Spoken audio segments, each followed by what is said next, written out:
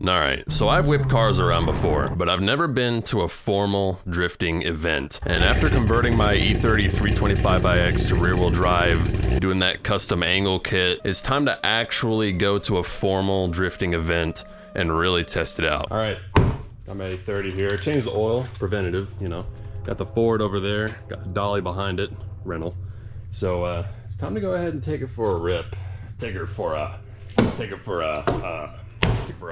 So our tow rig, the $500 Ford, haven't done a whole lot since last time. I flushed the brakes because we got mountains here, you know. Got the dolly, never used one of these, so we'll see how that goes. So I wanted to hook the car up backwards on this, so backing it up onto it, but I was told by the rental guy not to do that.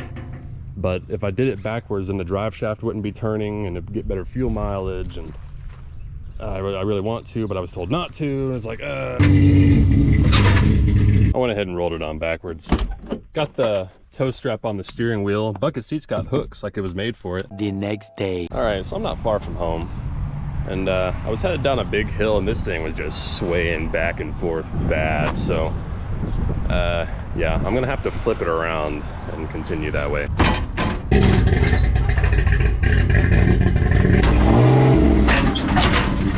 Turning overdrive off. Somebody told me to do that, so I'm doing it. Let's go, Ford 6, Ford 6. Scenery's pretty good here.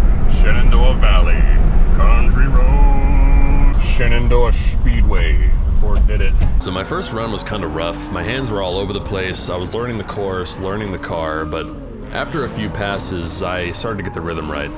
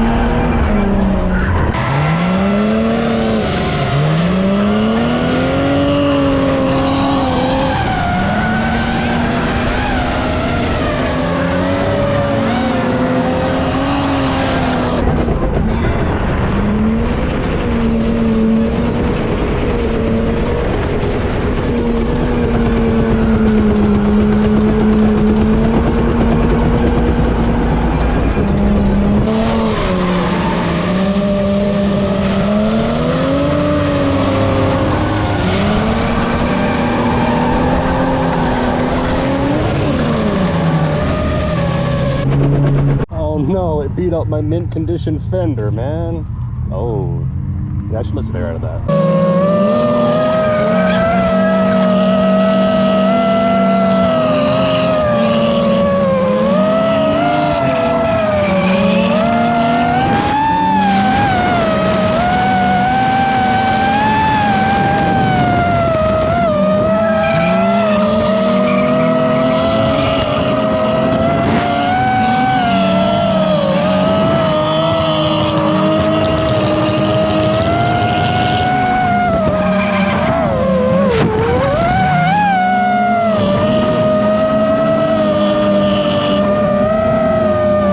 Around the 15-inch Honda wheels now. Not going to be as much traction, so see how that goes.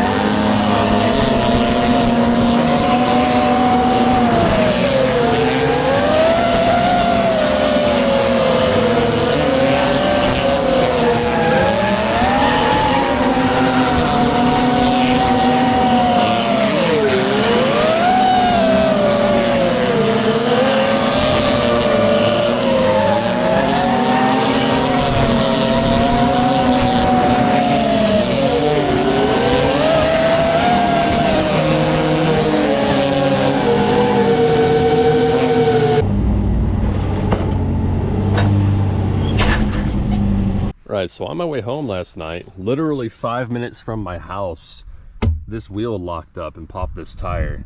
So yeah, this wheel locked up, but this wheel did not, and it's a welded differential. So that either means that we broke an axle or the differential is broken. So that's really good. But until that happened, everything was great. The truck did fantastic, no problems whatsoever. It's actually running better than when we left.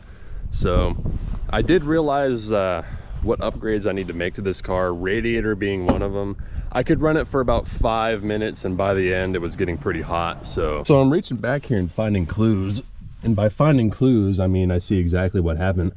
The axle came unattached from the differential. None of the bolts are broken, they just came loose. So you know, check your bolts every now and then. In other words, it looks like it may have messed up some brake lines and most likely the axle, but I'll have to take it apart to make sure. All right, so with the wheel off, it's obvious what happened here. Axle came loose, twisted itself up in the handbrake cable and a brake hose. The axle may be okay, probably not. We don't need a differential, which I'm happy about. So something I learned on this little excursion is that tow dollies suck ass. I didn't even know that there was that much ass to suck, but tow dollies suck it. If we had used a full trailer, we wouldn't have broke our axle. I would have noticed before the next event, but oh well, live and learn. Full trailers only from now on. These tires kind of sucked. They didn't really burn off. They just kind of flew apart in chunks. This one became a balloon.